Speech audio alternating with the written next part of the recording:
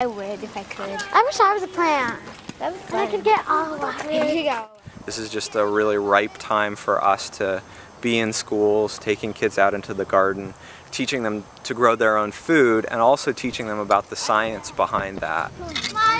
Our mission is to help schools create and sustain gardens where hands-on learning connects students to their environment and their local food system. There's definitely been a marked increase in interest in gardening over the last year. I mean, I can name 6 schools off the top of my head that have put in new gardens just in the last 6 months.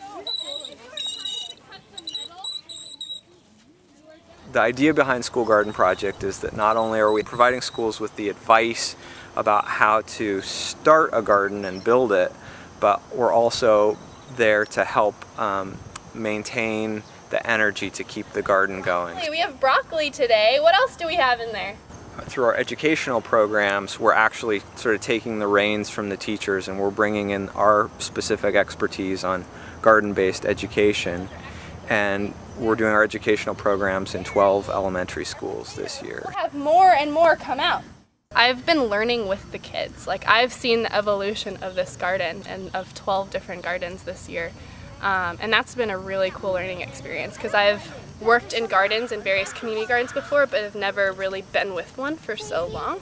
And so I'm seeing the process of seed saving and starting things by seed and transplanting and seeing the different seasons and the height differences and things fruiting, and that's been incredible. And just being a better teacher and communicator and patience and sharing excitement and enthusiasm and taking a second to look at a worm and appreciating things that they do. It's been really great. We've grown turnips before, and that's another thing where I'm sure parents aren't getting their kids to eat turnips very easily. But when they get to actually pull them out of the ground and prepare them themselves and try them really fresh, they love them. And just for them to get to see that process of composting and know that that doesn't have to go into the trash, I think is tremendously valuable. The kids here have seen how much benefit adding that compost to their garden beds has created. So if you are in the watering group, I want you to go stand by the hose. We can always use volunteers.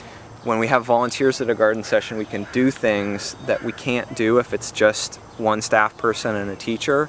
So for instance, we have a portable kitchen that we take out, which is a 2-burner propane stove and folding tables with cutting boards and stuff like that.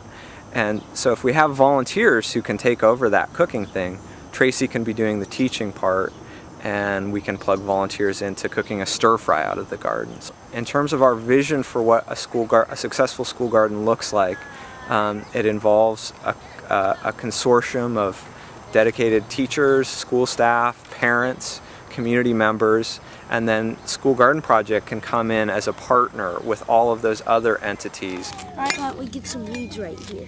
Yeah, let's get that one out.